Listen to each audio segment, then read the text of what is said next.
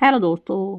क्योंकि साध्वी कभी बहू टू आज के एपिसोड में आपने देखा कि तुलसी नोएना के घर जाती है, उसे बताती है कि जो कुछ भी हुआ वह गलत था। वह ईमानदारी से माफ़ी मांगती है, ये मानते हुए कि उसे नोएना को ठेस पहुंचाई है। नोएना को जल्दी एहसास हो जाता है कि मिहिर ने तुलसी को पिछली रात उन दोनों के बीच हुई घटना के बारे में सच नहीं बताया है। तुलसी अपनी बात समझाने की कोशिश करते हुए कहती है कि उसका मिताली का ठेस पहुंचाने का कोई इरादा नहीं था। नोएना शांति से जवाब देते हुए कहती है कि जो कुछ हुआ अच्छा ही हुआ। उसका मानना है कि बिना प्यार के शादी टूट जाती है। वह तुलसी से कहती है कि वह कल रात की घटना को एक अच्छे कारण से हुई घटना समझे और जो मानती है कि उसे कोई पछतावा नहीं है। जब नोएना मिहिर के साथ अपने पल के बारे में बात कर रही होती है तो तुलसी को गलतफहमी हो जाती है और वह सोचती है कि नोएना अंगद और मिताली की शादी टूटने की बात कर रही है। भावना राहत महसूस करते हुए तुलसी खुश है कि नोएना ने उसे माफ़ कर दिया है। वे अब एक दूसरे को गले लगाते हैं। उधर मिहिर किरण से पूछता है कि क्या वह किसी अच्छे वकील को जानता है। किरण हेमंत का नाम सुझाता है लेकिन मिहिर तुरंत मना कर देता है। जब किरण पूछता है कि उसे वकील की क्या ज़रूरत है और मिहिर कबूल करता है कि उसने तुलसी के साथ बहुत बुरा किया है और अपनी गलतफहमियां सुधारना चाहता है। फिर नोएना के घर जाता है, उसे बताता है कि अब तुलसी के साथ नहीं रह सकता। वह अपने आप को अपराधी मानता है और वह स्वीकार करता है कि उसने पहले भी तुलसी को धोखा दिया। उसे याद है कि जब मंदिरा उसकी ज़िंदगी में आई थी तब तुलसी ने उसे माफ़ कर दिया था क्योंकि वह अपनी याददाश्त खो चुका था। लेकिन अब उसके और नोएना के बीच जो हुआ उसे तुलसी कभी माफ़ नहीं करेगी। मीर कहता है कि वह यह विश्वासघात बहुत गंभीर है और वह इस बार तुलसी की माफ़ी के लायक भी नहीं है।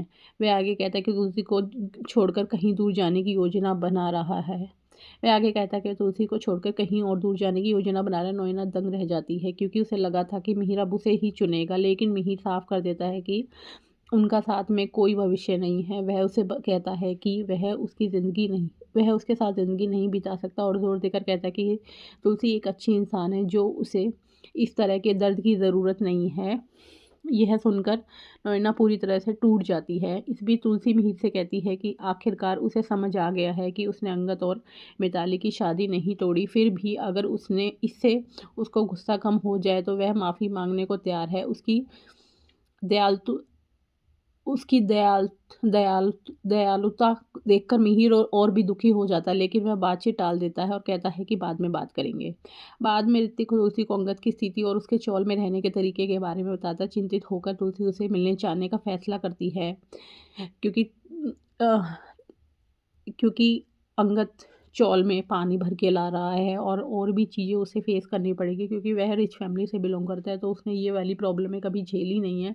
रणविजय तुलसी को चौल में घुसते हुए देखता है और तुरंत परी को फ़ोन करता है और उसे बताता है कि वह मीर के साथ साथ देने के लिए शांति निकेतन जाने की सोच रहा है, खासकर अब जब अंगद घर पर नहीं रहता। लेकिन परी उसे तुलसी और अंगद के बातचीत चुपके से रिकॉर्ड करने का बोलती है ताकि वह उसे मिहिर को दिखा सके। उम्मीद है कि इससे वह और नाराज़ हो जाएगा। ऑफिस वापस आकर नोएना एक चौंकाने वाली घोषणा करती है और कहती है कि वह पूरा कारोबार मिताली के नाम कर रही है और हमेशा के लिए अमेरिका चली जाएगी। मिहिर उसके फैसले का समर्थन करते हुए कहता है कि उसने सही रास्ता चुना है। अब आगे के एपिसोड में आप देखिए कि क्या तुलसी अंगद और वृंदा को शांति निकेतन में वापस ले आएगी, क्योंकि जब वो वहाँ जाके वो देखेगी कि अंगद ऐसी स्थिति में रह रहा है और क्या वह मिहिर को मना लेगी अंगद और वृंदा को एक्सेप्ट करने के लिए। अब आगे का एपिसोड जानने के लिए हमारे चैनल को लाइक और सब्सक्राइब कीजिए।